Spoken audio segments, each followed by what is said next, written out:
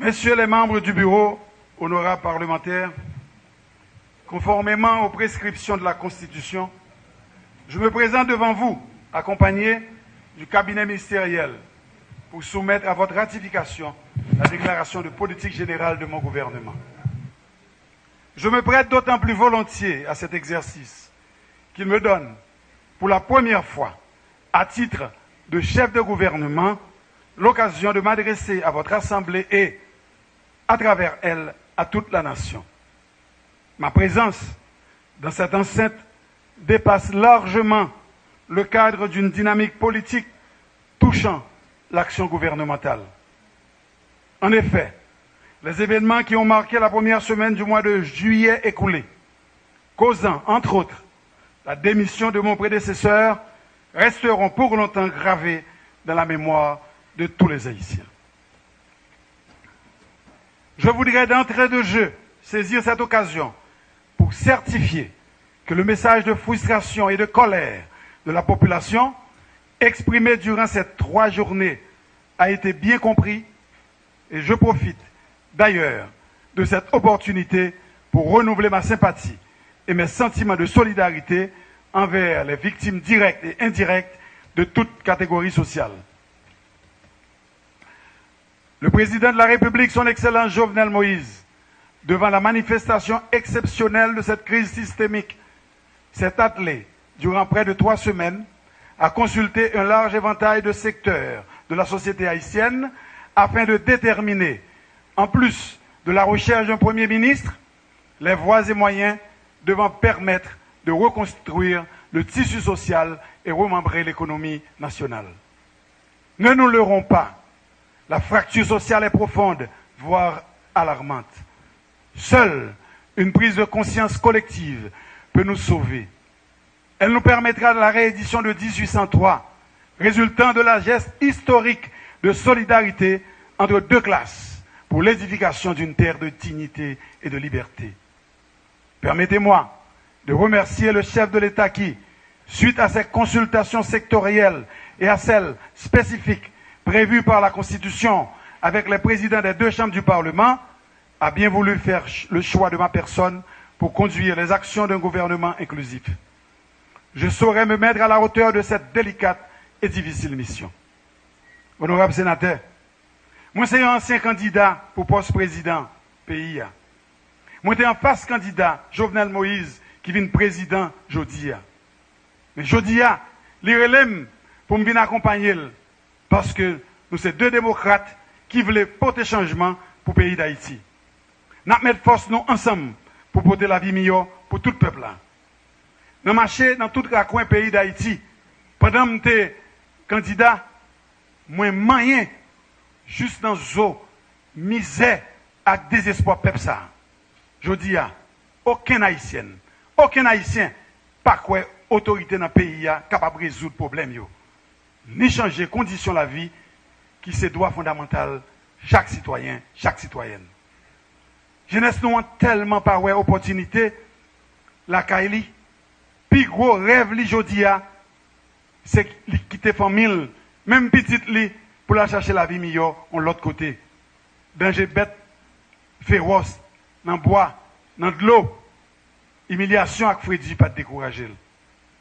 Après bénédiction, nous, 2 plus gros missions comme Premier ministre, c'est créer conditions pour jeunesse nous recommencer quoi dans notre propre pays. Et c'est bail, moun cap créer travail, un encouragement pour continuer à avancer. Même gens, yon nan plus gros engagement moi pral prend c'est bail garanti pour diaspora noire ak étranger vinn investir une manière pour nous produire plus. Qui donc mission PAM, mission chaque haïtien, jodi a de clé rebâtir l'espoir ensemble dans le pays. On nous rebâtit l'espoir pour chaque haïtien pas continuer quoi pays a fini. On nous rebâtit l'espoir pour tout progrès qui était fait pour démocratie avancer pas perdu. On nous rebâtit l'espoir dans chaque citoyenne à chaque citoyen place dans la société. on nous rebâtit l'espoir pour nous montrer à la population, nous comprendre ça qui est arrivé 6, 7 à 8 juillet passé. C'est job moi, ensemble avec le président Jovenel Moïse, avec nous-mêmes dans le Parlement, avec le pouvoir judiciaire, avec la classe politique, là, avec toute société civile, là, pour nous rebâtir l'espoir. En nous toutes, mettez une main avant le trop tard. Honorables parlementaires, dans l'objectif de redonner espoir à une population qui attend aujourd'hui des résultats concrets et rapides, je suis venu prendre, devant les co-dépositaires de la souveraineté nationale que vous êtes, les engagements suivants. Premièrement, la lutte contre la corruption et la recherche de transparence sont, en effet, au centre de mon agenda, de ma feuille de route et de celle que je transmettrai à chacun de mes ministres. Je suis prêt à faire face avec détermination et constance à toute tentation au sein de mon gouvernement de tirer des avantages indus liés à la position ou au rang dans l'exercice de nos fonctions. Les dispositions seront prises pour intensifier les efforts dans la lutte contre les détournements de fonds et la prévarication. À cet effet, mon gouvernement accordera une attention toute particulière à la finalisation des enquêtes dans les meilleurs délais sur l'utilisation des fonds Petro-Caribé. Persécution? Certainement non. Impunité? Certainement non. La vérité pour Petro-Caribé? Certainement oui. J'appellerai tous les organes et les instances concernées de l'État à jouer leur rôle dans la recherche de la vérité, toute la vérité. Je demanderai au besoin la collaboration des partenaires d'Haïti dans la recherche de la vérité et la récupération des fonds indûment acquis. Il n'y a pas de corrompu sans corrupteur. Les enquêtes ne devront pas se limiter aux sphères de la fonction publique haïtienne. Deuxièmement, l'État haïtien doit arrêter de vivre au-dessus de ses moyens. Certes, il faut une administration publique de service qui puisse répondre aux revendications légitimes de la population, mais en aucun cas, cela ne peut justifier les gaspillages. Je reviendrai sur la loi des finances que mon gouvernement, si vous lui accordez votre confiance, devra soumettre au plus vite. Elle reflétera clairement cette obligation de rationalisation, de bonne gouvernance, tant au niveau du fonctionnement qu'à celui des investissements. Il faudra réduire les dépenses non essentielles pour orienter les ressources disponibles vers des investissements sociaux ciblant les couches les plus vulnérables. Troisièmement, les dépenses de l'État devront se fonder sur 3 principes de base. Permettent-elles la création d'emplois?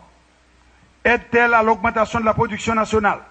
Et enfin, apportent-elles un soulagement aux besoins de services sociaux de la population?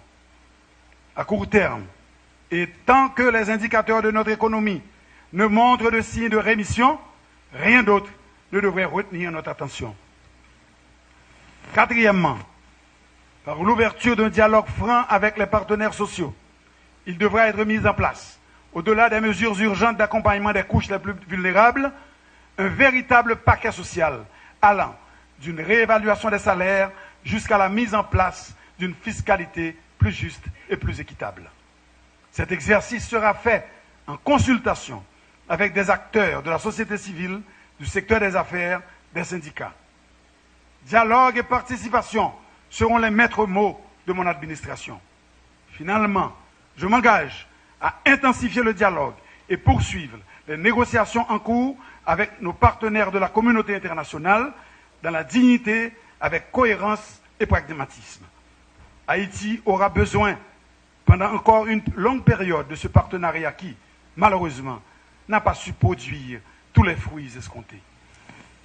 Ces engagements sont ceux qui sous-tendent la vision politique du rôle que je me donnerai durant la période où je bénéficierai de votre confiance et de celle du président de la République. Il demeure évident que, pendant cette période, j'aurai à conduire l'action gouvernementale à travers la mise en œuvre de programmes et projets visant le bien-être de la population et le développement durable du pays. Ce cadre d'action sera bien évidemment défini par les lois des finances que vous aurez à voter pour permettre au gouvernement, en toute transparence, de mener ses activités sur l'ensemble du territoire et dans les différents secteurs prioritaires et secondaires. Monsieur le Président, Messieurs les membres du Bureau, honorables parlementaires, je me présente aujourd'hui devant vous à la fin d'un exercice fiscal qui lui-même a été particulièrement difficile. Le budget rectificatif vient d'être voté et mon gouvernement devra, dans l'urgence, déposer un projet de loi des finances pour l'exercice 2018-2019. Ce projet de budget ne sera pas un récital de chiffres, mais un instrument de mise en œuvre de politiques publiques basées sur le résultat performance à travers une utilisation optimale des meilleures ressources disponibles et une rationalisation des dépenses en fonction des besoins réels de l'heure. Les actions concrètes que je propose à votre attention pour faire face aux problèmes conjoncturels et défis structurels s'inscrivent dans une perspective d'efficacité accrue et de pragmatisme tout en restant alignés sur les 7 axes prioritaires du quinquennat du président de la République, lesquels s'articulent ainsi: réformer l'État et maintenir la stabilité sociale, transformer Haïti en une destination d'investissement, augmenter la production nationale, construire des infrastructures énergétiques, renforcer les infrastructures hydrauliques et sanitaires, améliorer les infrastructures et la qualité de l'éducation, promouvoir la stabilité à l'aide des projets sociaux. Honorables parlementaires, l'État doit se réformer parce que la société l'exige. Nous prenons l'engagement de transformer l'administration publique en un appareil efficient et efficace. Notre objectif est de mettre l'État au service de la nation, en le renforçant dans sa mission de stratège et de régulateur. Cette orientation de mon gouvernement conduira, d'une part, à la connaissance et à la maîtrise du territoire national et de ses ressources, et, d'autre part, à la définition de politiques publiques axées en priorité sur l'amélioration des conditions de vie des populations. Une table sectorielle à la réforme de l'État et à la décentralisation sera organisée sous ma supervision directe. Cette table, constituée d'experts nationaux et internationaux, aura pour mandat d'élaborer le programme de modernisation de l'État, de préparer des projets de loi d'accompagnement ainsi que les modalités d'application. Les résultats des travaux de cette table devront conduire à la décentralisation effective et efficiente du pays. Mon gouvernement poursuivra les efforts déjà déployés visant à redynamiser l'administration publique. Ces efforts devront déboucher sur, d'une part, la rationalisation des dépenses de l'administration publique et, d'autre part, le recrutement sur concours des agents et cadres de la fonction publique en veillant au respect des procédures, en les régionalisant si nécessaire pour que les candidats postulent dès le départ pour des postes dans les zones géographiques qui leur conviennent. Cela devrait, à terme, garantir le juste niveau des effectifs, permettre de mieux gérer les carrières et compenser les sous-effectifs à l'intérieur du pays par une réaffectation judicieuse des sureffectifs de Port-au-Prince et ainsi faciliter la consolidation et le contrôle de la masse salariale de la fonction publique. L'importance particulière donnée par mon gouvernement à la bonne gouvernance et à la lutte contre la corruption verra une application concrète par le fait qu'environ 100 de jeunes professionnels, avec le support et l'assistance de nos partenaires de développement, seront recrutés et formés sur une période de 2 ans pour intégrer les institutions de contrôle telles l'IGF, l'Inspection générale des finances, la Cour supérieure des comptes et du contentieux administratif, l'UCREF et l'ULCC. Il sera aussi procédé à la révision des lois créant l'ULCC et l'UCREF de manière à renforcer l'autonomie et l'indépendance de ces institutions, garantes de la saine gestion des biens de l'État et du contrôle des mécanismes de blanchiment d'argent. À la base d'un État de service au service de tous, il y a la problématique de l'inclusion. Cela passe de manière concrète par la capacité d'assurer l'accessibilité des bâtiments publics, la production de matériel éducatif adapté aux personnes vivant avec des déficiences motrices, visuelles, cognitives et émotionnelles, des programmes d'assistance sociale pour les personnes vulnérables, ainsi que des incitations fiscales pour les employeurs de cette catégorie de la population. Je m'engage à déployer tous les efforts possibles en ce sens. Honorables parlementaires, la cherté de la vie, le chômage sont dus à des déficiences structurelles qui ne peuvent être comblées sur une courte période. Toutefois, le gouvernement s'attellera dès les premiers jours à y apporter des correctifs en attendant de s'attaquer aux causes fondamentales. Des programmes ciblant la pauvreté extrême par la baisse du coût de la vie et l'augmentation du pouvoir d'achat de la population seront mis en œuvre en partenariat avec les opérateurs économiques, publics et privés. Ces programmes viseront 1. Le lancement de travaux à haute intensité de main-d'œuvre. 2. La définition, la négociation d'initiatives porteuses pour supporter la production, la commercialisation de produits alimentaires de base tels le maïs, le millet, le riz, le pois, l'huile et j'en passe. L'expérimentation de projets pilotes de financement et d'assistance à des organisations d'ouvriers et d'artisans tels cordonniers, couturiers, etc. Dans le cadre d'un programme d'apaisement social au centre de l'avènement d'une société inclusive, nous demanderons une mobilisation de toutes les énergies pour que, dans tous les quartiers des villes et des sections communales, des transferts de ressources budgétaires permettent l'organisation d'activités qui réparent et renforcent les liens sociaux. Nous encourageons ainsi le secteur privé à y participer car la faiblesse du capital social rend les investissements privés plus risqués et rend le pays plus fragile. Ces activités, conduites avec l'appui de tous les ministères du secteur social, devront réunir les jeunes, les femmes et les adultes en situation précaire dans les actions d'amélioration de l'environnement physique orientées vers la génération de revenus et la baisse du coût de la vie. Le gouvernement encouragera des activités visant le développement de compétences entrepreneuriales chez les jeunes. La création d'entreprises dirigées par des jeunes sera également supportée. Les liens sociaux seront raffermis et développés grâce à la création de maisons de la jeunesse dans chacune des communes au rythme de 30% par année et aussi par la création d'académies de sport dans chaque département géographique au rythme d'au moins une par année. La cité de la jeunesse de la Croix-des-Bouquets, voulue par le président de la République, verra le jour. Elle commencera à accueillir le fleuron de nos jeunes sportifs, de nos jeunes écrivains et nos jeunes artistes plasticiens ou musiciens. Nous espérons jeter les bases du cinéma d'animation qui rapidement trouvera une place unique dans la production artistique de notre hémisphère. En vue d'alléger le fardeau du coût de logement sur les ménages et les jeunes professionnels, mon gouvernement prévoit dans le secteur du logement et de la construction de créer des conditions légales et administratives pour favoriser l'émergence d'une classe de développeurs investissant dans des programmes de logement adaptés à la réalité des jeunes. Mettre en œuvre un vaste programme de logements sociaux, mettre en place le système incitatif approprié pour la construction de la ville de Port-au-Prince, pour la reconstruction de la ville de Port-au-Prince, élaborer les plans et les schémas d'aménagement régionaux et départementaux. La mise en valeur de nos ressources patrimoniales, aussi bien matérielles qu'immatérielles, permettra de consolider une industrie culturelle qui deviendra la marque distinctive d'Haïti dans la région.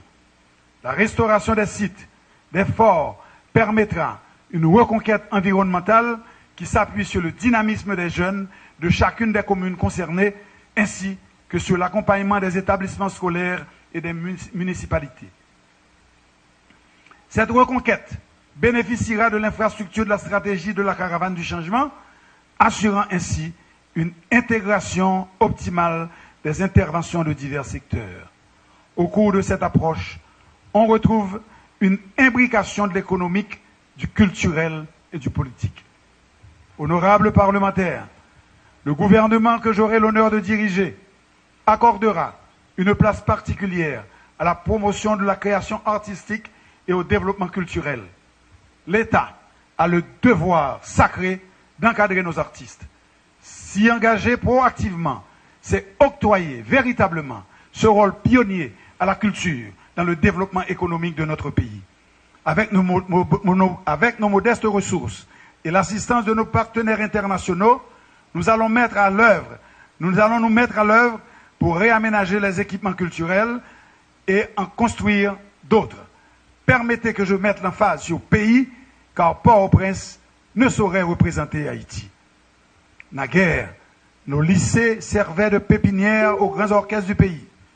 Je prends l'engagement de travailler au renouvellement de cette tradition. Nous devons aller plus loin. Il nous faut inclure la danse, le théâtre et les arts plastiques. L'école, étant le premier lieu de réduction des inégalités, doit devenir une authentique édification culturelle. Il faut que, très tôt, nous donnions accès aux pratiques artistiques en inculquant le goût de l'art à nos enfants.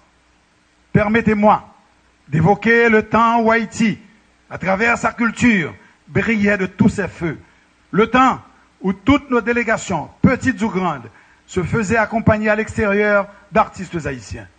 Nos peintres, nos danseuses, nos danseurs, nos musiciens, nos écrivains ont, avec fierté, hissé l'étendard national au premier festival des arts nègres à Dakar en 1966. De grands prix ont été raflés par nos écrivains et nos jeunes artistes. Nous ne pouvons passer sous silence Dany Laferrière, qui a été immortalisé en devenant membre de l'Académie française. Jadis, de nombreux pays étrangers se faisaient représenter dans nos prestigieux carnavals. C'était l'âge d'or du tourisme en Haïti.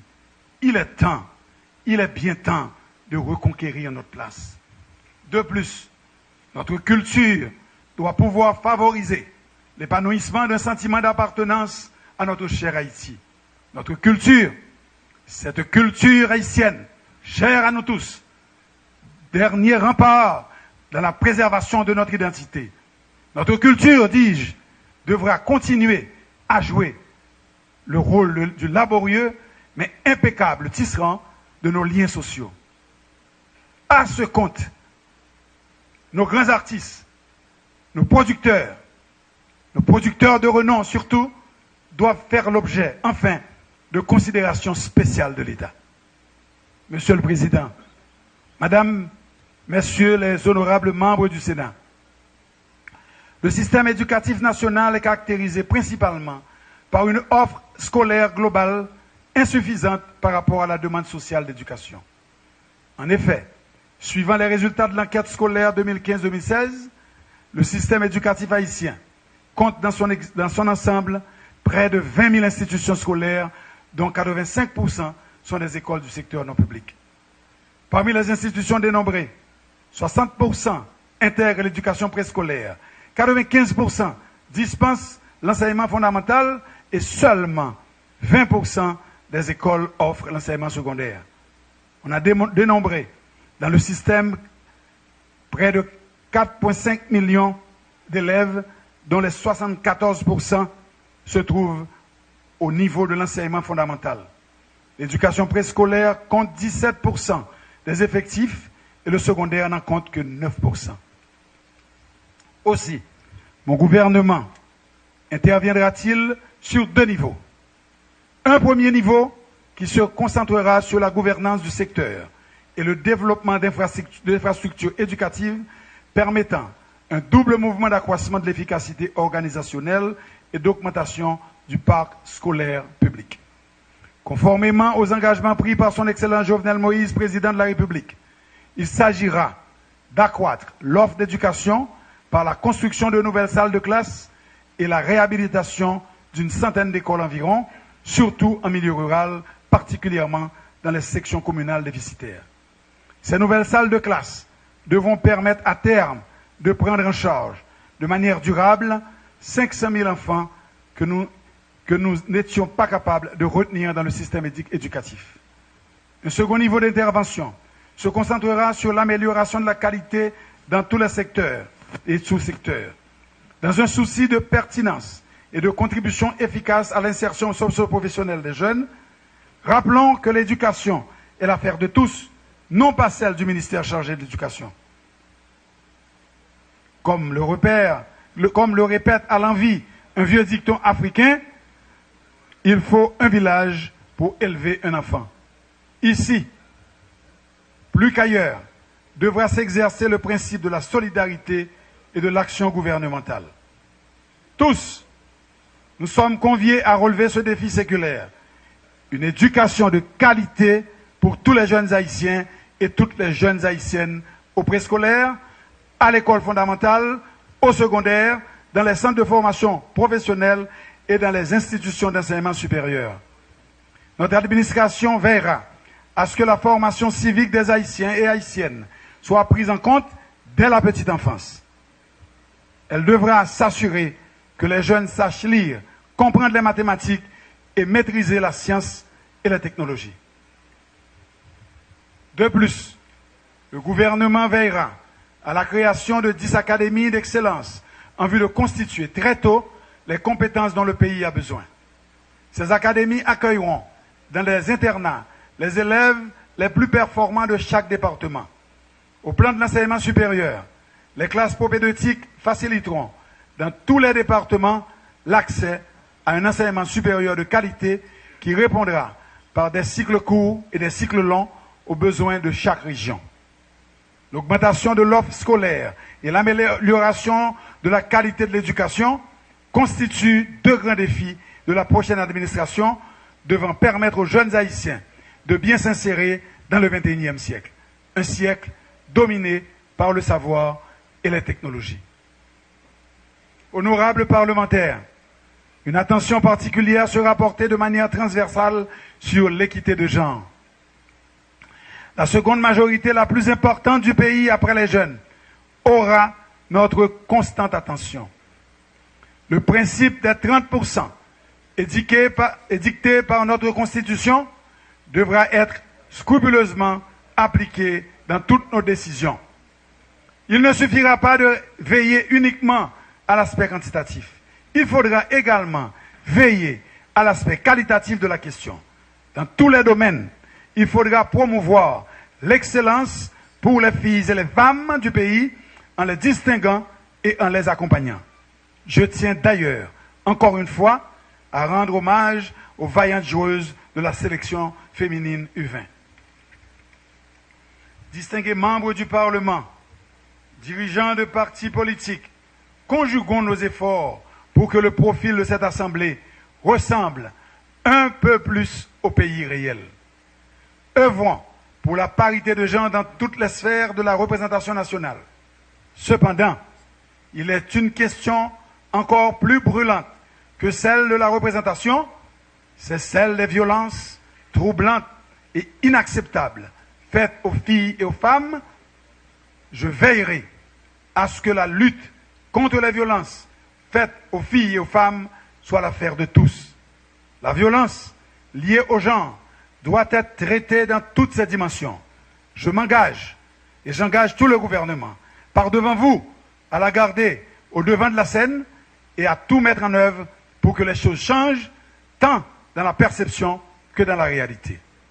Qu'elles changent sur le lieu de travail, dans les espaces publics, mais surtout dans l'espace clos de la famille. Madame, Messieurs les parlementaires, selon le rapport de juin 2017 du ministère de la Santé publique et de la Population, Haïti dispose de seulement 6,3 professionnels de la santé pour 10 000 habitants. Nous sommes très en deçà du seuil de 60 professionnels recommandé par l'OMS. L'indicateur de la disponibilité de lits d'hôpital par habitant est tout aussi accablant, soit 7 lits pour 10 000 personnes. La moyenne mondiale est de 40. Nous sommes dans le peloton de queue sur quasiment tous les registres. Il nous faudra renverser cette tendance.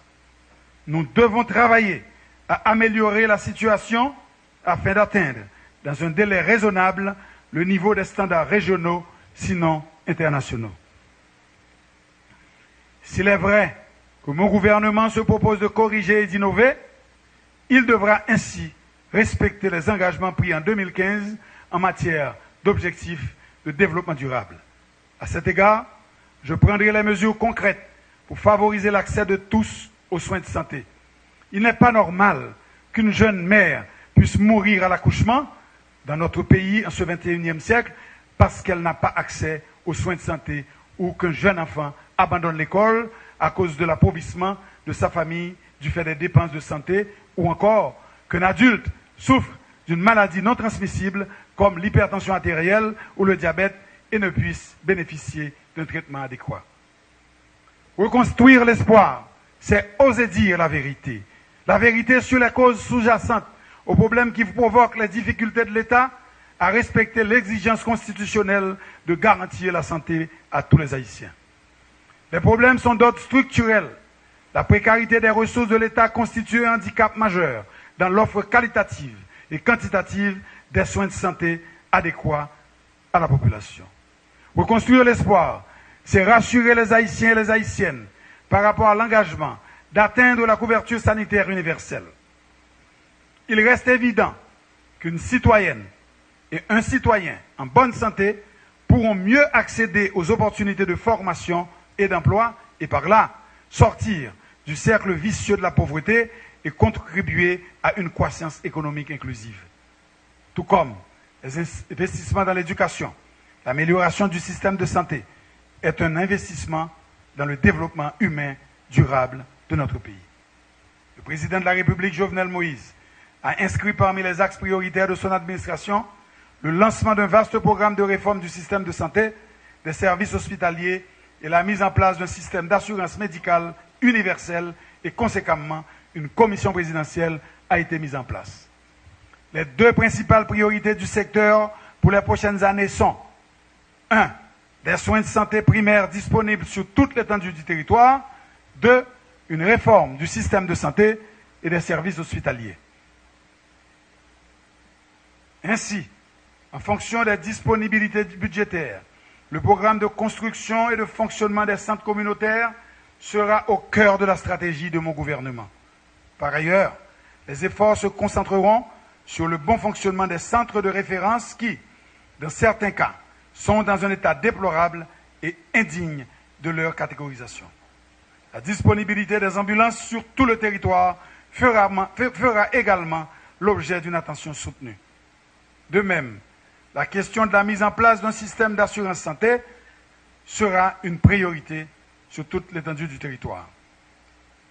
Je ne saurais terminer sur la question de la santé sans une pensée spéciale pour le docteur Michael Amédée Gédéon, ancienne ministre de la Santé publique, ancienne présidente de la Croix-Rouge. Cette spécialiste en santé publique est une victime de plus, je dirais de trop, des défaillances de notre système de santé.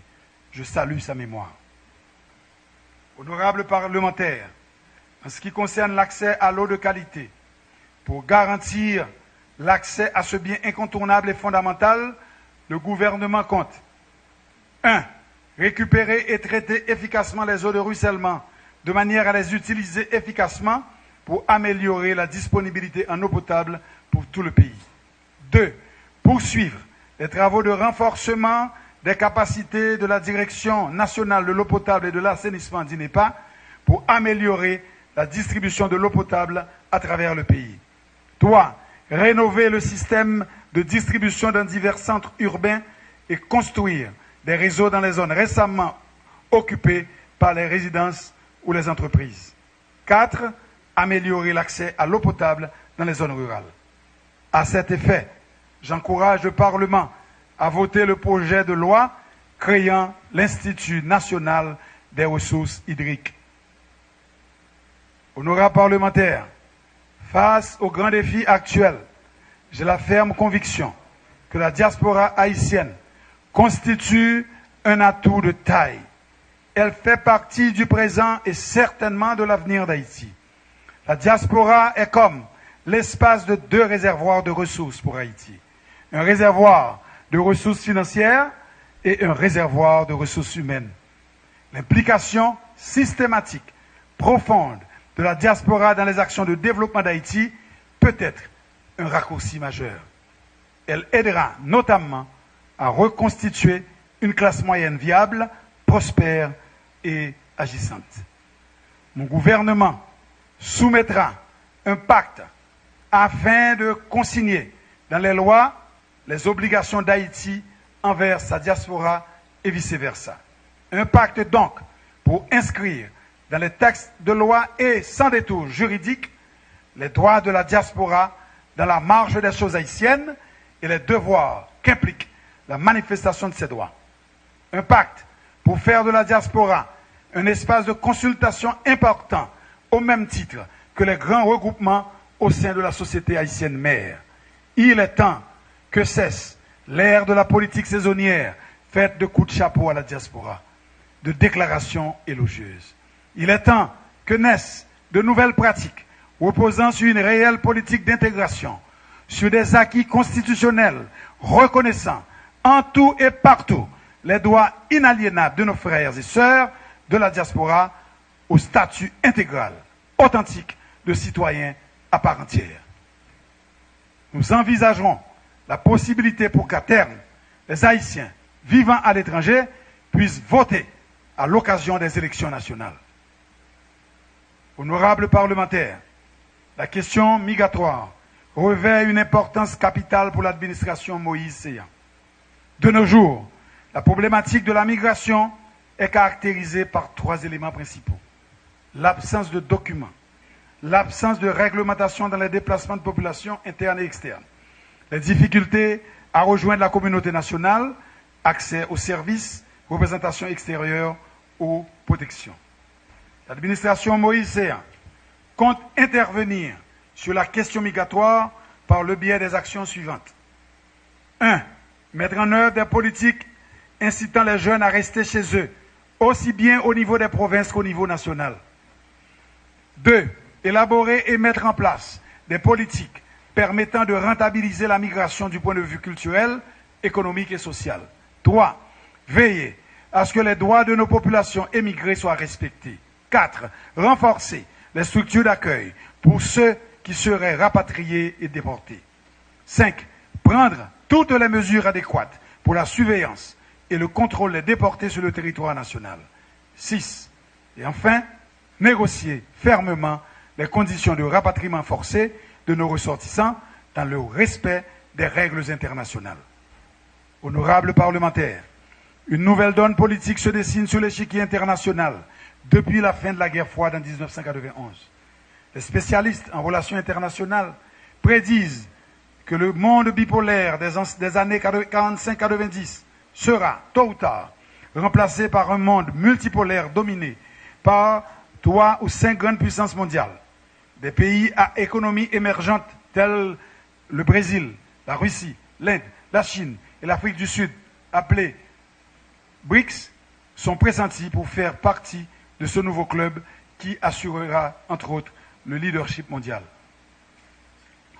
Pour faire face à cette nouvelle réalité des relations internationales, le gouvernement que j'aurai l'insigne honneur de diriger mettra en œuvre une politique étrangère qui, conformément à la vision du président de la République, aura pour principal objectif, d'une part, de continuer à défendre au niveau international les intérêts d'Haïti ainsi que ceux de ses alliés, tout en demeurant fidèles au principe du droit à l'autodétermination des peuples et à la défense des droits humains, et d'autre part, de consolider les bonnes relations qui existent si heureusement avec nos alliés traditionnels et développer des relations diplomatiques et commerciales avec les pays dits à économie émergente, en particulier ceux de l'Amérique latine.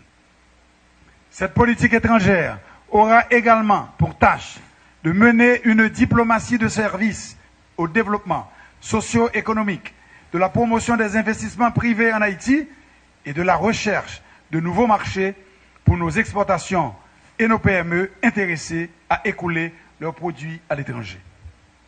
Les instructions seront passées aux services centraux du ministère des Affaires étrangères afin qu'un système de veille des marchés soit mis en place et soit opérationnel aussitôt que possible afin d'écouler nos produits, notamment les mangues, le café gourmet, le cacao fermenté, les huiles essentielles, le rhum, les produits de l'artisanat ou du prêt-à-porter. L'augmentation des exportations du pays s'avère nécessaire pour réduire l'important déficit de la balance commerciale qui cause des pressions sur le marché local d'échange et alimente l'inflation qui ronge le pouvoir d'achat de la population. Le temps est révolu pour les diplomates disposés à ne faire que la représentation. Les diplomates de l'Haïti d'aujourd'hui doivent pouvoir mettre à contribution les ressources financières et humaines mises à leur disposition afin d'aller identifier les entreprises prêtes à s'implanter dans notre pays. Une synergie entre les différentes institutions publiques et associations de patrons doit être développée pour pouvoir mettre à la disposition de nos diplomates les informations dont ils ont besoin dans le cadre de leur travail. Dans cette perspective, l'accent sera mis sur la refonte, la dynamisation des services internes du ministère des Affaires étrangères afin qu'ils soient à l'écoute de nos services extérieurs et vice-versa. Le ministère des Affaires étrangères aura besoin d'un personnel interne et externe, qualifié et bien rodé. Nous entendons, à cet égard, poursuivre les réformes déjà entamées au niveau de la chancellerie. Toutefois, un accent particulier sera mis sur le mérite et l'expérience de nos diplomates, somme toute, sur la professionnalisation du métier de diplomate. Plusieurs tentatives de mise en œuvre d'un cadre de coopération externe, élaborées au cours de ces 30 dernières années, n'ont pas eu les résultats attendus. L'objectif en matière de coopération pour les 3 prochaines années vise d'abord à consolider les acquis et à rationaliser les politiques dans le but de renforcer l'action gouvernementale pour que la coopération externe s'intègre parfaitement dans le cadre des grandes orientations politiques du gouvernement. Le cadre de coordination de l'aide au développement CAED sera redynamisé par l'institutionnalisation d'un dialogue permanent avec nos différents partenaires internationaux. L'alignement de la coopération sur les priorités nationales sera au centre des objectifs que mon gouvernement se propose de poursuivre. Monsieur le Président, distingués membres du Bureau, honorables parlementaires, l'intégrité de la justice et la santé de l'économie sont intimement liés. Les secteurs porteurs de l'économie nationale ne pourront se développer dans un contexte juridico-légal fait d'incertitudes et d'imprévisibilité. Les enjeux de justice sont au cœur des stratégies d'investissement de la sécurité des vies et des biens. La respectabilité du pays à l'échelle internationale dépend largement de la qualité de sa justice et de la situation des droits humains. Permettez-moi, à ce stade, de rappeler qu'avec l'indépendance du pouvoir judiciaire rendue effective par les lois de novembre 2007, l'exécutif, tout en jouant son rôle en vue de faciliter l'accès à la justice, n'a pas toute la responsabilité dans les défis et enjeux de la justice en ce qui rapporte à sa distribution qui est essentiellement assurée par les cours et tribunaux sur lesquels le CSPJ exerce son pouvoir disciplinaire. Les défis sont nombreux. Certains prioritaires nous imposent aujourd'hui d'effectuer de nouvelles réallocations au bénéfice de la justice dans les limites de nos possibilités budgétaires. Mon gouvernement compte s'attaquer aux problèmes de compétences et de lenteur dans le système, d'effectuer de nouvelles réallocations parquets, des palais de justice et tribunaux de paix suivant les sensibilités et ou les spécialités des commissaires et des juges. Il engagera des pourparlers avec le CSPJ en vue d'étendre ces innovations aux magistrats de siège. De même, il sera envisagé et mis en œuvre le renforcement de la formation dispensée à l'école de la magistrature EMA dans la perspective d'une collaboration fonctionnelle dans le respect de l'indépendance du pouvoir judiciaire, ce aux fins de mieux outiller nos magistrats et élèves magistrats. Dans cette démarche, le personnel d'accompagnement, huissier, greffier, sera également pris en compte. Le déploiement périodique dans les prisons, commissariats et sous-commissariats de l'équipe de l'assistance légale et de l'inspection nous permettra d'être renseignés à temps de la situation de chaque détenu et de faire les recommandations nécessaires à l'autorité de justice compétente, y compris en ce qui concerne la question de la détention préventive prolongée. La rotation des parquetiers, des juges de paix, se déployant dans les lieux de détention, activera la marge des dossiers, facilitera le jugement sur place. Une attention particulière sera portée au personnel judiciaire d'accompagnement pour la livraison à temps d'expédition d'actes, de jugement, des décisions judiciaires, ce conformément aux tarifs en cours. Les critiques constructives et conseils des organismes des droits humains seront prises en compte.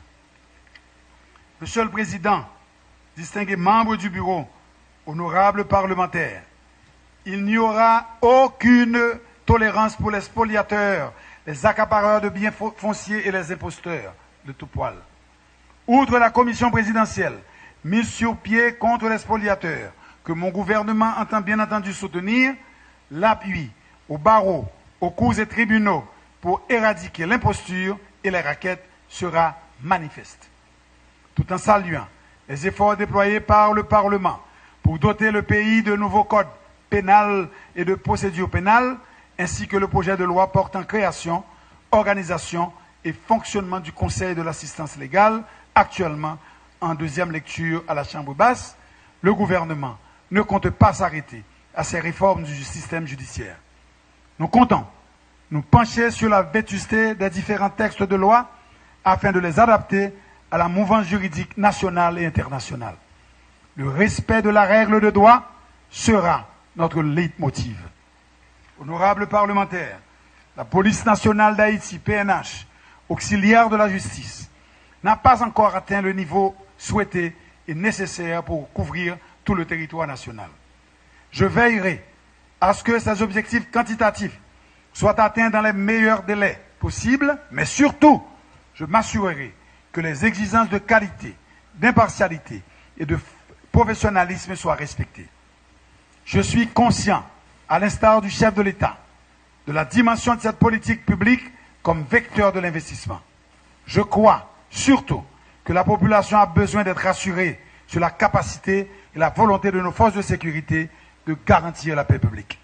Cette question est hautement sensible et je me propose de tenir dans les meilleurs délais une réunion avec le CSPN pour donner suite à ce que je viens de vous exposer.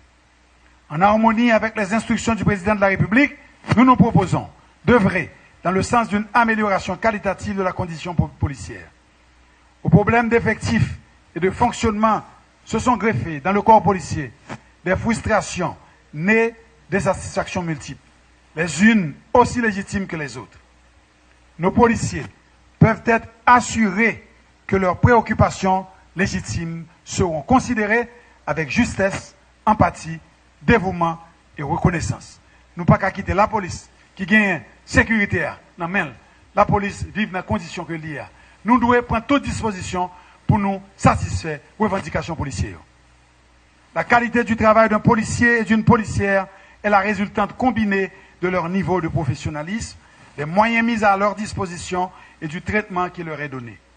En tant que chef du gouvernement, j'agirai avec promptitude pour que les choses évoluent à ce triple niveau dans une direction mutuellement satisfaisante et en cohérence avec les ressources budgétaires. Honorables parlementaires, en ce qui concerne la sécurité nationale, le rétablissement de l'armée est une réalité. En étroite harmonie avec le président de la République, le gouvernement poursuivra résolument le développement des forces armées d'Haïti. Des forces engagées dans le processus de consolidation démocratique et d'accompagnement de politiques inclusives de développement. Quelle est la plus grande menace qui pèse sur le projet initial de nos pères fondateurs? Il s'agit de la dégradation de notre environnement. Nos forces armées ont notamment pour tâche prioritaire de contribuer au reboisement, de préserver les bassins versants et de participer à la revalorisation de nos sites patrimoniaux. Une armée mobilisée à plein dans les grands travaux nationaux, voilà ce que mon gouvernement s'engage à consolider. Protéger et étendre notre maigre couverture forestière est une exigence constitutionnelle. notre armée sera de ce combat. Honorables parlementaires, les structures de l'État devront être présentes sur tout le territoire à travers la mise en œuvre progressive d'une décentralisation effective. Mon gouvernement engagera un dialogue permanent avec les collectivités territoriales de manière à élaborer les mécanismes et soumettre à l'approbation du Parlement un ensemble de textes de loi permettant aux communes de reprendre en charge progressivement les attributions et compétences qui devraient leur être dévolues et qui ne l'ont pas encore été par l'administration centrale. Cela inclura notamment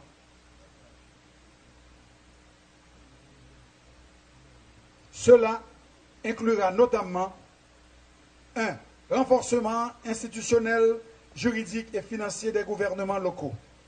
2. Élaboration et vote de la loi sur la fonction publique municipale. 3. Établissement du service social obligatoire pour les étudiants universitaires en fin de cycle. Honorable Président, membres du bureau, honorables parlementaires, rien de ce que je viens de proposer, aussi bien dans le domaine du renforcement de nos institutions que de l'apaisement du climat social, en passant par les politiques sectorielles, la sécurité, l'éducation ou la diplomatie, n'est envisageable si le pays ne possède un environnement économique solide.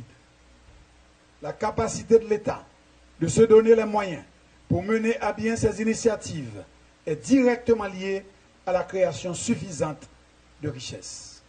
En revanche, si nous poursuivons cette tendance anémique de notre croissance du produit intérieur brut, PIB, nous continuerons à occuper les dernières places parmi les nations pauvres.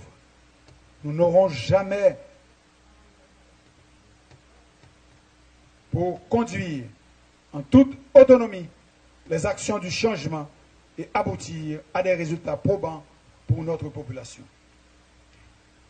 Honorables parlementaires, l'économie haïtienne a enregistré une croissance réelle moyenne après le séisme de 2010 de 1,7%, tiré principalement par le secteur primaire et dans une moindre mesure par le secteur tertiaire. Ce taux est très faible et surtout reste en deçà des taux de 2 chiffres indiqués par le plan stratégique de développement d'Haïti PSDH 2030, requis pour réduire la pauvreté qui demeurait à un niveau élevé de 59% et l'extrême pauvreté à près de 25% en 2013. L'économie est peu diversifiée et les contraintes à son expansion sont nombreuses, notamment l'insuffisance de main-d'œuvre qualifiée et d'infrastructures de base. Ces contraintes constituent un véritable goulot d'étranglement au développement économique, singulièrement dans le secteur de l'énergie et dans celui des infrastructures routières. La faiblesse des ressources publiques pour les investissements et leur entretien, un environnement des affaires peu favorable au développement du secteur privé, la sous-exploitation des ressources du sol et du sous-sol, l'asphyxie du secteur industriel et la contribution insuffisante du secteur tertiaire, essentiellement basé sur le commerce, sont autant de freins à une croissance saine de notre économie. Ces obstacles constituent autant de défis que nous devons transformer en opportunités à mettre en valeur au bénéfice de nos compatriotes. Notre administration s'engage à renforcer la productivité et la compétitivité de l'économie haïtienne pour placer le pays sur la voie de la prospérité. Madame, Messieurs les parlementaires, bien que la croissance économique ait été révisée à la baisse pour l'année 2018 à 2,1%, nous avons tablé sur un taux de croissance économique de 4% en 2019, grâce à la mise en place de mesures de soutien qui portent sur l'amélioration du cadre macroéconomique, performance budgétaire et financière et de l'environnement des affaires dans notre pays. Elle concerne le rattrapage du retard de notre pays en matière d'infrastructures agricoles, hydrauliques, routières, numériques et énergétiques. Elles sont relatives à la mise en valeur significative de toutes les potentialités du secteur primaire, agriculture, élevage, pêche, foresterie. Elle traite également des secteurs industriels et de services pouvant être des moteurs vigoureux de notre économie. Elles abordent enfin tous les autres facteurs de succès pour le développement socio-économique de notre pays qu'il conviendrait de soutenir pour le bonheur de toute la population. Monsieur le Président, Messieurs les membres du Bureau, honorables parlementaires, en vue de maintenir la stabilité du cadre macroéconomique, le gouvernement mettra en place, à brève échéance, des mesures de renforcement de la chaîne PPBSE, planification, programmation, budgétisation, suivi, évaluation, qui est la meilleure méthode pour assurer une utilisation optimale des ressources. Ceci, en conjugaison avec la réduction du train de vie de l'État,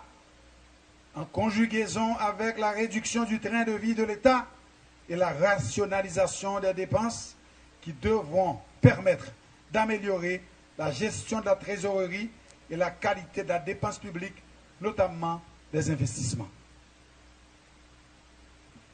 Dès le premier trimestre de l'exercice budgétaire 2018-2019, des mesures significatives et spécifiques seront mises en œuvre en vue de renforcement des capacités des administrations fiscales et douanières, leur permettant ainsi de lutter contre la fraude, l'évasion fiscale et la contrebande, tout en accroissant les recettes de l'État.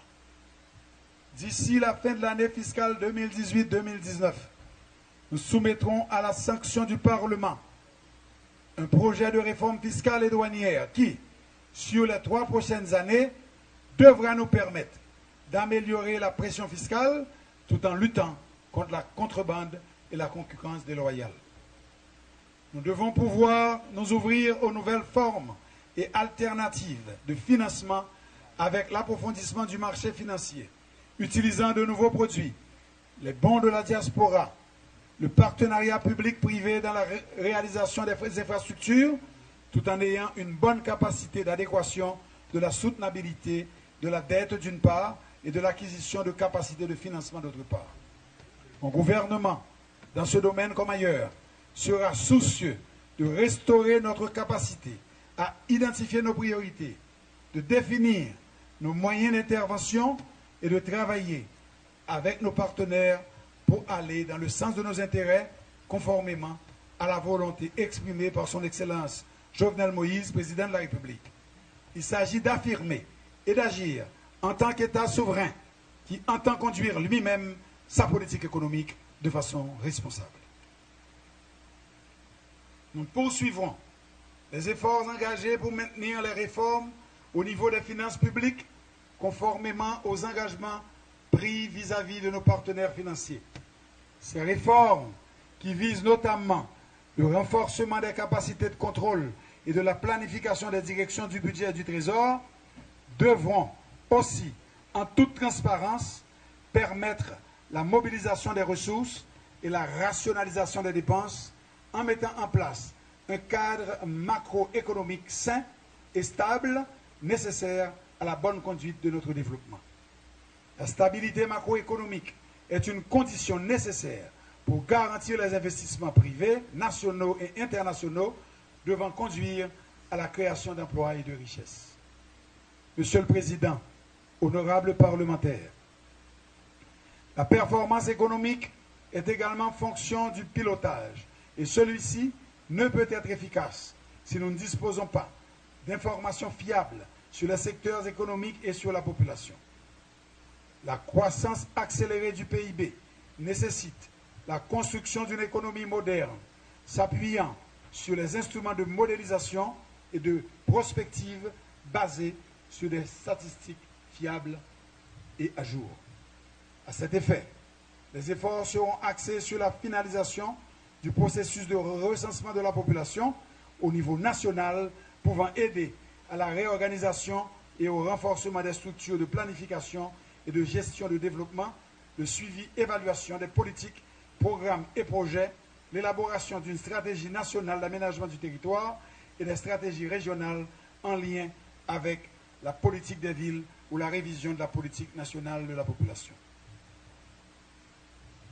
Honorables parlementaires, l'objectif d'un programme de reconstruction de l'économie nationale vise à déboucher sur l'émergence d'un secteur privé national productif, concurrentiel et compétitif.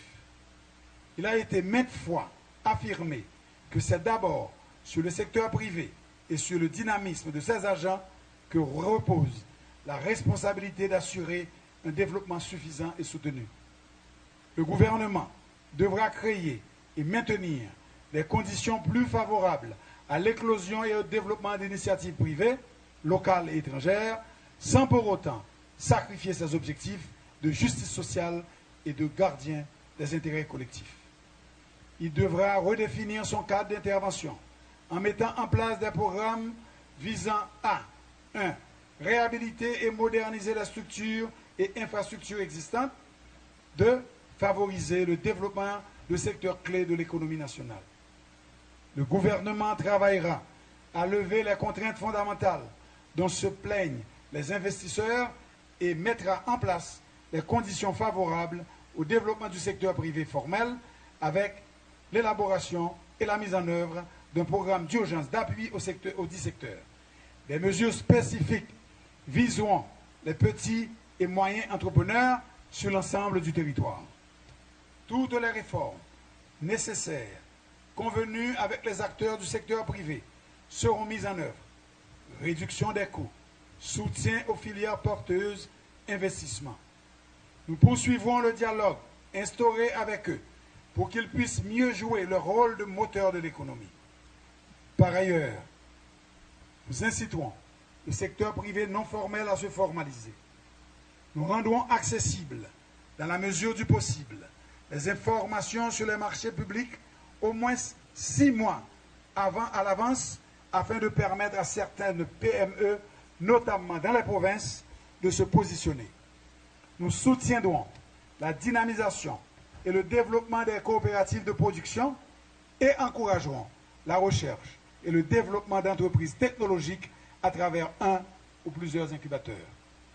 Nous soutiendrons les plus entreprenants parmi nos opérateurs, ceux qui innovent, qui agissent dans le secteur porteur de l'économie et les mettent en valeur pour constituer de véritables champions et des références au niveau national et international. Pour encourager les jeunes à développer leur sens d'entrepreneuriat dans les dispositions relatives aux transactions budgétaires, le gouvernement va proposer la création des conditions légales pour ouvrir la participation au marché public de travaux et de services aux jeunes sociétés de moins de 3 ans de création. Il existe une multitude de programmes, chacun ayant mis en place au cours des dernières années, ayant été mis en place au cours des dernières années pour répondre à des besoins spécifiques, sans vraiment être replacé dans un contexte plus général devant former un ensemble cohérent. Les pourvoyeurs d'aide sont nombreux et, malheureusement, les uns ignorent trop souvent les actions des autres.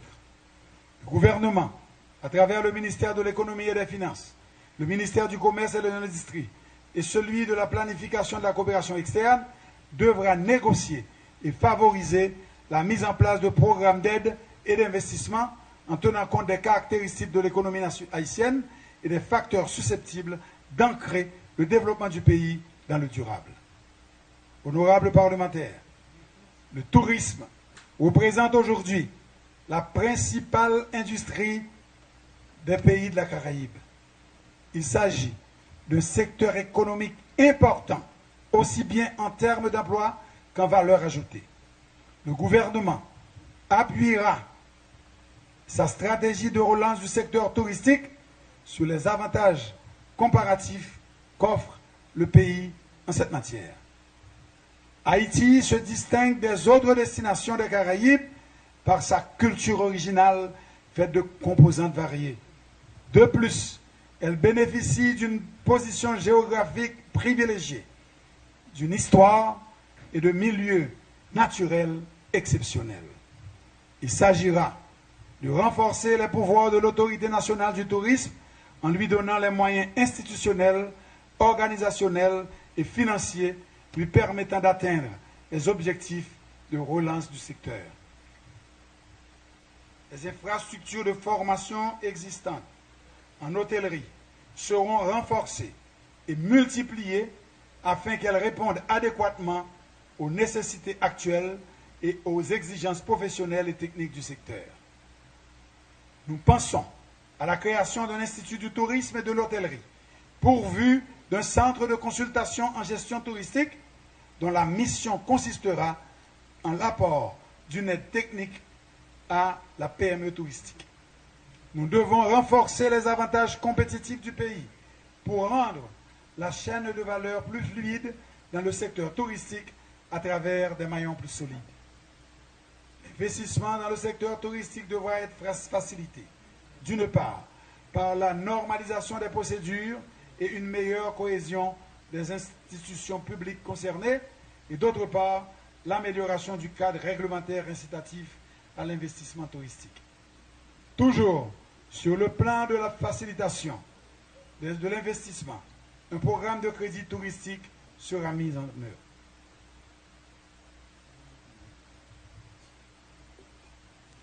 Ce programme visera à consolider et à modifier la structure de l'offre actuelle par l'innovation, la rénovation et l'ajout d'équipements. Des pôles de développement touristique prioritaires seront créés, lesquels permettront d'orienter les investisseurs vers des sites aptes à une mise en valeur rapide et au moindre coût, incluant la création de zones touristiques et l'aménagement de circuits touristiques. L'amélioration de l'accueil global sera prise en compte par une meilleure organisation du réceptif, depuis les ports d'entrée jusqu'aux centres hôteliers et sites touristiques. Tout sera mis en œuvre pour diversifier l'offre de divertissement et pour une meilleure exploitation de notre patrimoine culturel et historique. Les Haïtiens de l'intérieur et de la diaspora seront mieux informés et sensibilisés sur la sécurité et les avantages du développement et de l'investissement touristique par la publication de documents visant à faire connaître Haïti aux Haïtiens. Enfin, un programme de promotion sur les marchés traditionnels sera élaboré et le développement de nouveaux marchés cibles sera priorisé. Ces activités devraient viser aussi bien les investisseurs, les consommateurs que les agences de voyage, les grossistes ou les transporteurs. Monsieur le Président, Messieurs les membres du Bureau, honorables parlementaires, tous les pays accordent une place privilégiée à leur agriculture et aux activités qui s'y sont reliées.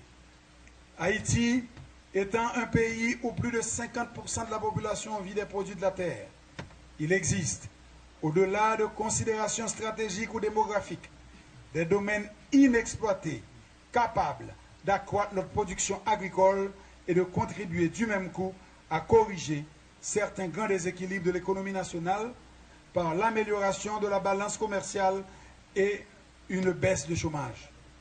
Nous importons pour plus d'1 milliard de dollars de produits agricoles pour seulement 60 millions d'exportations. Nous envisageons de lancer des programmes de crédit et d'assurance agricole en vue de renforcer la capacité de production du pays dans ce secteur. Nous prendrons parallèlement des dispositions pour protéger les plaines agricoles contre l'urbanisation sauvage. Je m'assurerai que les dispositions de la loi sur la protection des zones agricoles soient entièrement respectées. Les objectifs poursuivis par le gouvernement dans le secteur de l'agroalimentaire seront deux. 1. Protéger les terres fertiles contre leurs utilisations à des fins de spéculation. 2. Améliorer la gestion de l'eau par la mise en place et le développement d'un système approprié pour la maîtrise des eaux de surface et la construction de plusieurs barrages d'irrigation et réservoirs de conservation d'eau afin de mettre en valeur plus de 100 000 hectares de terre. Mettre en place un programme d'incitation visant à l'accroissement de la valeur ajoutée nationale dans les activités reliées à la production, à la transformation et à la distribution des aliments. 4. Promouvoir la création des PME agro-industrielles à travers des blocs de production, surtout pour la culture rizicole dans la vallée de l'Artibonite, la plaine des Maribao, la plaine de Torbec, la plaine de Saint-Louis du Sud et la plaine d'Abraham. Mettre en œuvre des programmes visant à une plus grande complémentarité des activités de transformation, de distribution et de production. Bref, la chaîne des valeurs dans le secteur agricole devra être construite. Pour atteindre ces objectifs, l'action gouvernementale privilégiera de façon particulière les productions pour lesquelles le pays n'a pas de désavantage comparatif manifeste, mais qui pourraient, par ailleurs, corriger sensiblement le déficit commercial actuel du secteur agroalimentaire. Le gouvernement accentuera prioritairement ses efforts sur petit a, la production bovine, caprine et porcine. Petit b, la production de céréales pour l'alimentation en général et pour l'alimentation animale en particulier. Petit c, la production avicole. E, poulet. Petit d, développement de l'horticulture. Petit e, production d'oléagineux. Le secteur des pêches maritimes constitue un domaine sous-exploité. Le gouvernement devra s'impliquer beaucoup plus dans le domaine des pêches maritimes de manière à permettre à l'économie nationale de tirer une part équitable de cette richesse également convoitée par des voisins. Il y a là une ressource renouvelable pouvant donner lieu à une exploitation annuelle importante qui permettrait à la fois de relever l'économie des régions côtières et d'améliorer très sensiblement la balance commerciale de l'ensemble des produits alimentaires. L'objectif d'un plan gouvernemental spécifique sera d'assurer la gestion rationnelle et responsable des ressources.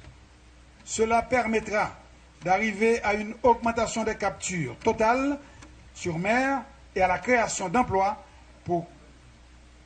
avec pour conséquence l'amélioration sensible du revenu moyen de l'ensemble des pêcheurs. Les actions suivantes seront entreprises par mon gouvernement. 1. Mise en place d'un financement à travers les coopératives pour l'acquisition ou la construction de chalutiers professionnels de pêche. 2.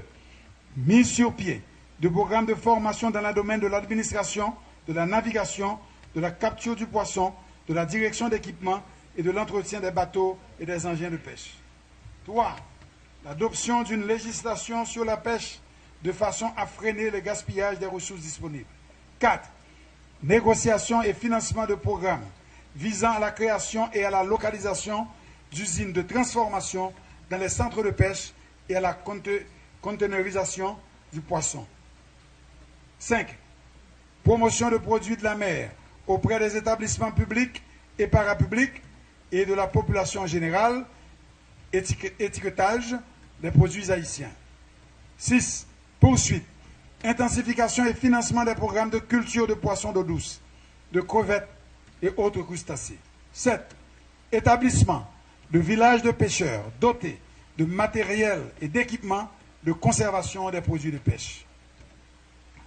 Honorables parlementaires, la couverture forestière d'Haïti a diminué d'environ 90% et, si rien n'est fait, d'ici 15 ans, Haïti sera un désert. De plus, avec la surpopulation et les migrations internes, les villes métropolitaines produisent et génèrent des centaines de tonnes de détritus par jour. Ce phénomène est nuisible à la santé, à l'économie et à l'environnement. Aussi, le gouvernement se doit-il d'adopter une politique pouvant sensibiliser l'ensemble de la population et inciter le secteur de la population et inciter le secteur privé à participer au correctif. Je compte à propos vulgariser le programme de construction de centres de germoplasme et de propagation végétale capables de produire 63 millions de plantules annuellement. Favoriser la constitution d'un fonds de protection de l'environnement et des écosystèmes auxquels participeront le gouvernement, le secteur privé, les organismes non gouvernementaux.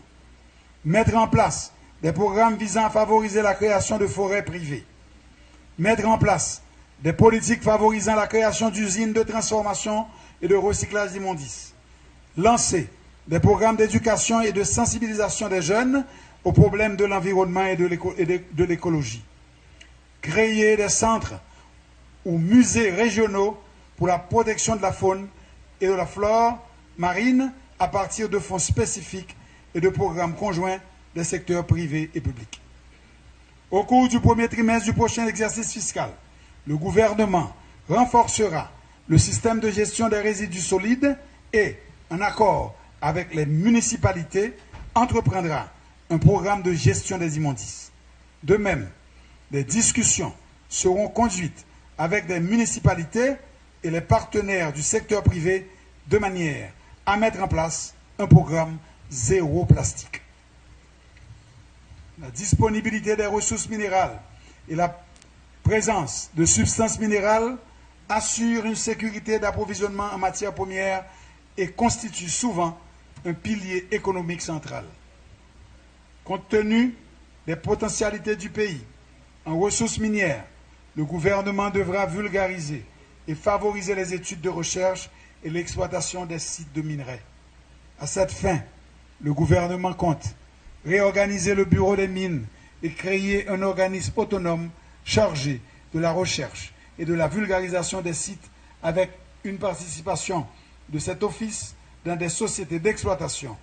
Le sous-sol haïtien sera concrètement évalué et les études déjà réalisées revisitées au vu des exigences de l'heure. Mettre en place des politiques visant à l'implantation d'usines de production de combustible à partir de minerais énergétiques, de résidus de bois et d'essence secondaire. À cet effet, nous encourageons vivement le Parlement à voter le projet de code minier qui a fait l'objet d'un large consensus. Honorables parlementaires, tous ces objectifs économiques sur les différents secteurs tels le tourisme, l'agriculture, les services, les industries ou les mines ne peuvent être atteints sans des infrastructures adéquates. Ainsi, mon gouvernement, face aux déficiences énergétiques et aux déficits infrastructurels en termes de routes, ports, aéroports et de télécommunications, a l'obligation de continuer à travailler dans le sens de l'amélioration des infrastructures. Ces dernières sont non seulement créatrices d'emplois, mais induisent aussi le cadre indispensable pour l'éclosion et le développement des entreprises. Mon gouvernement poursuivra la vision du président de la République, Jovenel Moïse, qui a promis du courant électrique 24/24, agira avec détermination pour améliorer qualitativement et quantitativement l'accès de la population à l'énergie électrique 24/24.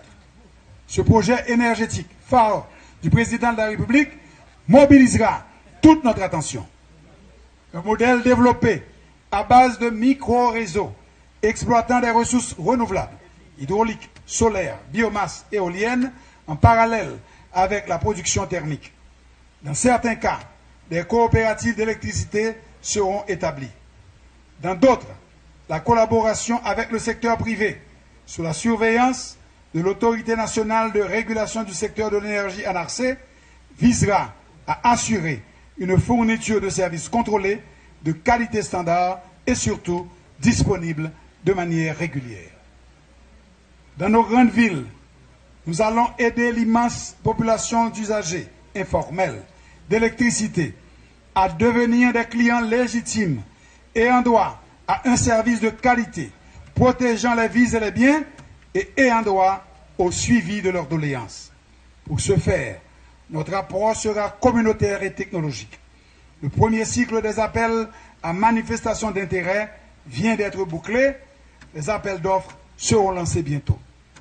Le programme CAI PAM Clairé, qui compte déjà 10 500 unités installées, sera renforcé et étendu à toutes les sections communales.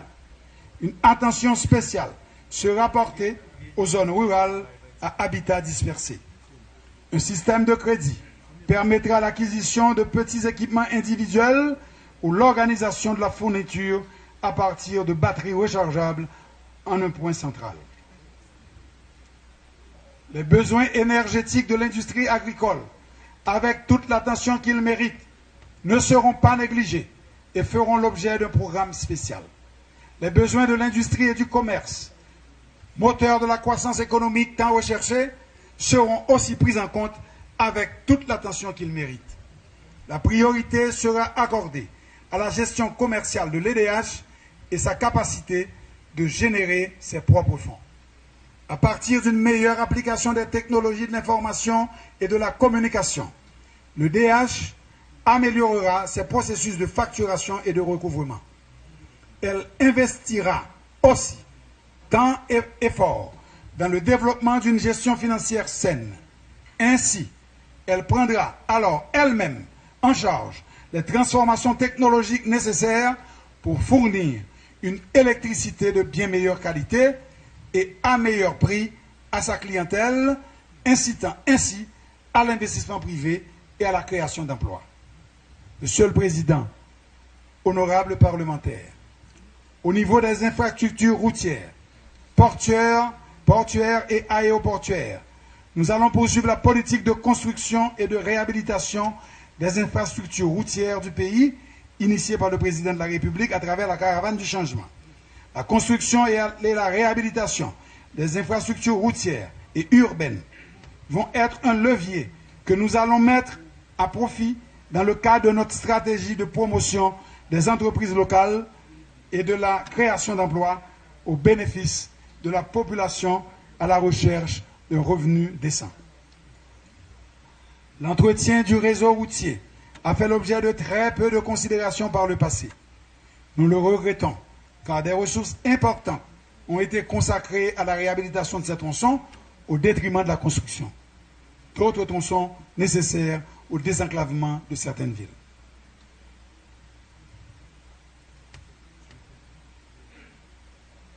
L'entretien routier est un levier sur lequel nous allons mettre un fort accent. Cela nous permettra de mieux utiliser les ressources existantes et nous aidera à créer les emplois nécessaires à la stabilisation de la situation sociale et politique.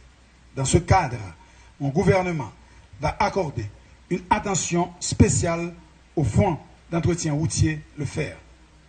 L'entretien de notre réseau routier fera l'objet de contrats avec des PME spécialisés dans ce domaine. Ce type de contrat évitera au FER d'avoir à lancer chaque année des marchés à faible montant et permettrait ainsi à nos PME de sécuriser des marchés pour lesquels des ressources seront mobilisées auprès de notre système financier. De façon concrète, notre objectif est de construire dans un court et moyen terme environ 100 km de route par département, mettre en œuvre le processus de reconstruction de l'aéroport international de Port-au-Prince et d'extension du terminal de l'aéroport international du Cap-Haïtien. Poursuivre les travaux de construction de l'aéroport international des Cayes ainsi que le développement des aérogares régionaux, Port-de-Paix, Jérémie, etc. Construire des infrastructures portuaires à travers le pays pour faciliter une meilleure circulation des personnes, des biens et des marchandises. Réaménager le littoral des villes vulnérables et exposées. Le problème de l'identification des personnes et du contrôle de la population rend difficile, voire impossible, le ciblage des programmes sociaux, les informations pour le crédit, l'habeas corpus, les recherches, les recoupements, les analyses de services de sécurité ou de justice et de poser de manière responsable et raisonnable les problématiques de l'emploi et du logement. L'utilisation des technologies de l'information et de la communication devrait faciliter l'atteinte de ces objectifs. Les dispositions célères seront prises pour que l'Office national d'identification actualise la base de données du système d'état civil en saisissant dès la naissance et en individualisant chaque citoyen et surtout en assurant un seul recensement biométrique. Nous devons faire en sorte que tous les documents d'ordre académique, diplômes, certificats, judiciaires, casiers judiciaires, de la vie courante, permis de conduire, contrat de travail ou autres, acte de mariage, protection sociale, financiers, comptes bancaires, patrimoniaux, titres de propriété, portent le même numéro d'identification nationale du citoyen. C'est ce qui permettra de contrôler plus facilement les déclarations de patrimoine des responsables, situer les parcours des citoyens, tracer chaque citoyen et donc améliorer de manière considérable la crédibilité de l'administration et du pays. Honorables parlementaires, aucun de nos objectifs ne se concrétisera dans un contexte institutionnel et politique fait de distorsions et d'incertitudes. Conformément aux vœux exprimés par le chef de l'État, dans la droite ligne des responsabilités constitutionnelles de garant de la bonne marche des institutions de l'État, mon gouvernement s'engage à prendre toutes les dispositions appropriées pour que les élections se tiennent dans les délais légaux impartis. Une sérieuse menace de dysfonctionnement pèse sur le Parlement haïtien en cas de retard indu dans la mise en œuvre des échéanciers électoraux.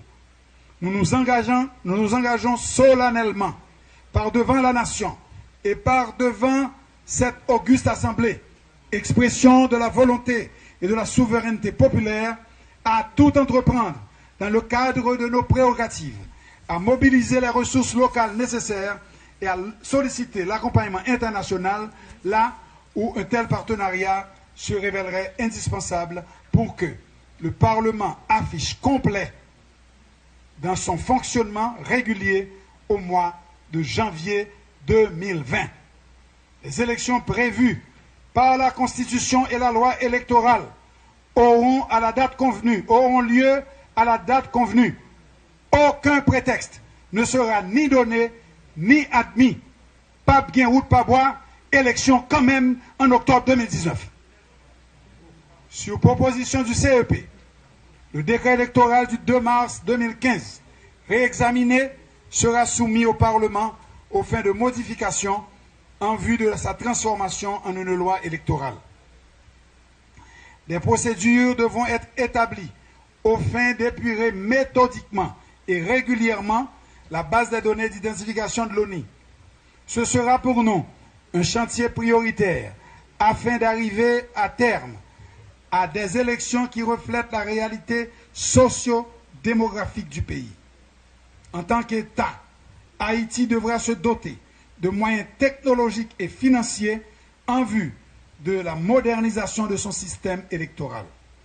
Le débat initié par l'actuel CEP sur la création d'un fonds électoral national spécial et budgétisé sera approfondi sous mon gouvernement, sans oublier l'épineuse question de la sécurité de tout le processus. L'année 2019 sera celle de la fin de la 50e législature. Ce sera le moment favorable, selon les prévisions constitutionnelles, pour le déclenchement d'un processus de révision de la Constitution. Mon gouvernement, sous le leadership du chef de l'État, entamera sans empressement, mais avec diligence, des consultations avec les acteurs politiques et sociaux et se mettra à l'écoute de tous pour un amendement ordonné de notre loi mère. C'est dans la concertation et dans la réflexion patiente, profonde et responsable que nous éviterons les dérapages qui ont marqué les différentes étapes du processus d'amendement de la Constitution dans les années 2010 et 2011. Je m'en voudrais de ne pas profiter de cette tribune pour féliciter les commissions parlementaires qui se sont mises à l'écoute de tous les secteurs au fin de soumettre à la nation des propositions d'amendement devant répondre aux attentes des différentes couches de la population. À cet égard, mon gouvernement étudiera avec intérêt les résultats des travaux en cours de la commission spéciale de la Chambre des députés sur la Constitution et de celle du Sénat de la République, ainsi que les réflexions d'un nouveau contrat social, fruit de l'approfondissement du dialogue intersectoriel. C'est le moment pour moi de souligner avec force que la presse, toute la presse, a un rôle clé dans la réussite du combat pour l'inclusion. Guidée par l'esprit d'objectivité, le souci de la vérité et le sens du bien public, la presse reste l'un des principaux atouts pour la réussite du pari démocratique. Point de démocratie sans une presse dynamique, critique, responsable, respectueuse de l'esprit et de la lettre de la Constitution et de la loi. Aussi, m'engager à accompagner et favoriser la consolidation d'une presse indépendante, organisée et diverse, véritable baromètre de l'état de droit et de l'état de la nation. Madame, Messieurs les parlementaires, les défis qui nous interpellent tous, serviteurs de la République, hommes et femmes d'État, ne sauraient s'accommoder de la paralysie institutionnelle et de la fragilisation de l'ordre républicain. Si, sur le volet socio-économique, nous travaillons à adopter des mesures urgentes d'apaisement et à développer des politiques publiques aux effets durables de redressement et de stabilité, au plan politique, nous n'épargnerons aucun effort en vue de maintien de la normalité institutionnelle, de l'implantation imperturbable de l'état de droit en Haïti. Ce pays, malheureusement, est traversé de soubresauts périodiques, générateurs d'instabilité et de déséquilibres défavorables à l'investissement étranger et à la relance de notre industrie touristique hier florissante. Mon gouvernement jettera les bases des différents pactes politiques, pacte social et pacte économique pour faire passer Haïti de celui d'État fragile à celui d'État stable, normal et résolument engagé sur la voie de la modernisation économique. Dans cette quête d'harmonie et de progrès économique et social, et dans la poursuite de ces objectifs d'institutionnalisation démocratique, de stabilité politique et de développement, il nous faudra maintenir le pays dans un état permanent de dialogue entre ses fils et ses filles. La précarité est à son comble et les frustrations énormes. Nous avons entendu les cris de désespoir exprimés par les défavorisés durant les événements des 6, 7 et 8 juillet écoulés. Peuple atterré les forts. Le président de la République l'a dit, tout sera fait pour une amélioration immédiate des conditions de vie de la population souffrante. Je m'y engage résolument. Honorables parlementaires, Haïti a pris l'habitude des rendez-vous manqués. Aujourd'hui, nous avons, au milieu de cette crise profonde, l'occasion de nous prouver, de prouver à la population et au monde entier que la classe politique haïtienne peut et doit prendre ses responsabilités. Les implications de cette séance vont beaucoup plus loin que la ratification de Jean-Henri Séan au poste de Premier ministre. Devant vous, aujourd'hui, je suis venu présenter ma déclaration de politique générale, mais je suis surtout venu vous proposer un contrat pour consolider la démocratie, pour sauver Haïti qui s'enfonce année après année dans les bas-fonds de tous les classements de développement. Le moment est venu pour nous de lever ces grands défis auxquels le pays fait face. Il n'est pas acceptable, en 2018, que la population soit en butte à une insécurité alimentaire aussi aiguë dans plusieurs régions du pays. Il n'est pas normal, à cette phase avancée de la civilisation mondiale, d'avoir plus de 2/3 de la population n'ayant pas accès à des soins de santé, à une formation de qualité et à des logements décents. Nous avons donc une responsabilité immédiate, incontournable et collective face à ce constat.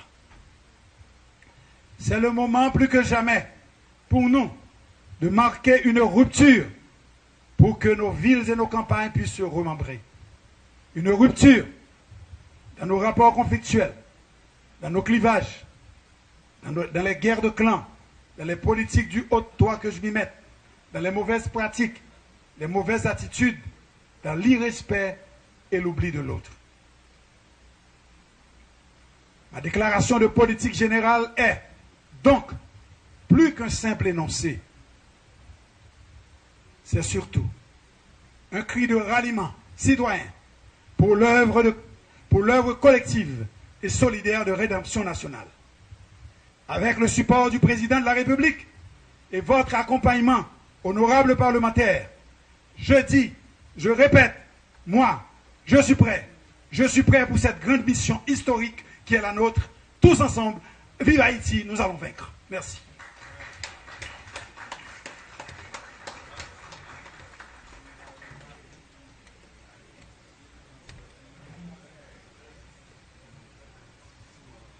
Monsieur le Président,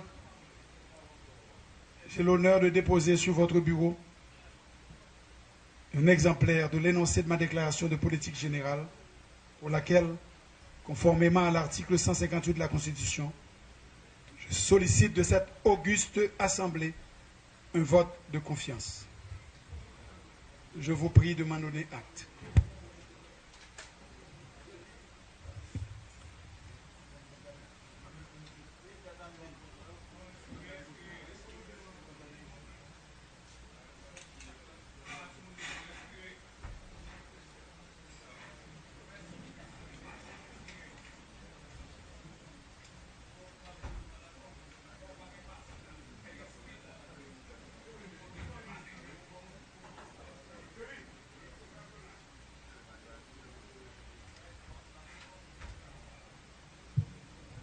Merci bien, Monsieur le Premier ministre. Le bureau vous en donne acte. Rasseyez-vous, s'il vous plaît.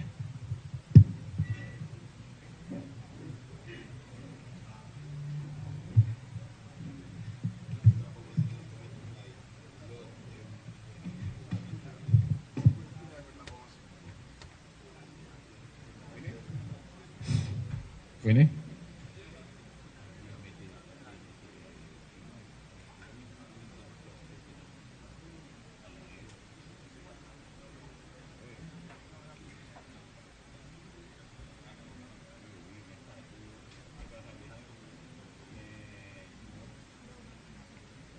Merci.